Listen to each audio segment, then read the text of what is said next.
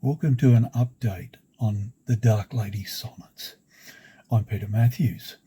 I've studied Shakespeare's sonnets for more than 30 years, and I found the source documents used by the poet that actually form a commentary of 154 Jewish Kabbalistic sonnets, plus a crescendo by Emilio Bassano from Salve, Deus Rex Judaeorum, or Hail God, King of the Jews.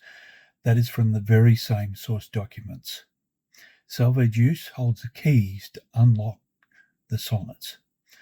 I've been doing these lectures on YouTube and other places for the last 12 months. I know most people are sort of waiting on and interested in the Dark Lady Sonnets and to hear what they're really about. So I've decided to begin lectures on these sonnets as I finish writing them.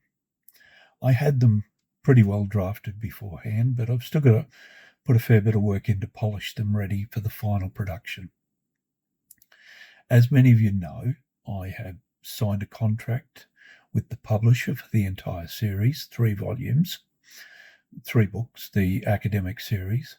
However, I decided to buy the publishing company myself a few years back, purely to keep it in the family. I never started this endeavour for money, and nor do I want your money. I did this for the love of my wife, her family, and the truth about Emilia Bassano and her family to be fully researched and revealed.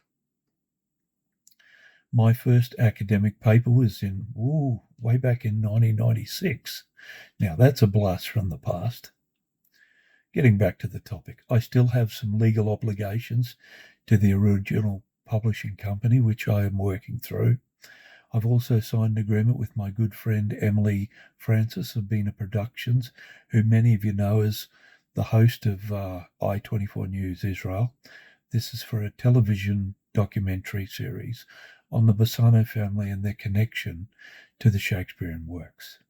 As many of you know, the characters and the plays themselves are based around the Bassano family and their heritage. I must do everything I can to release my research while I'm still capable of doing so, but I must not overstep these legal agreements. Both are long-standing close friends or family. Therefore, I've decided to keep doing my regular fortnightly lectures from Sonnet 25 onwards, and then add in the Dark Lady Sonnets from Sonnet 127 to 143 as I can.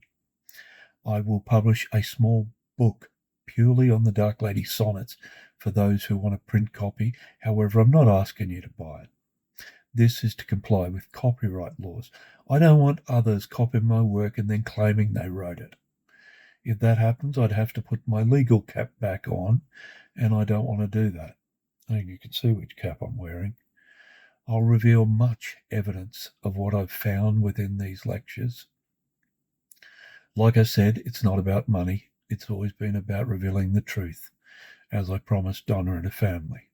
Because until I came into the academic arena, all they had was slander, innuendos, and frankly no idea about the real meaning of the sonnets.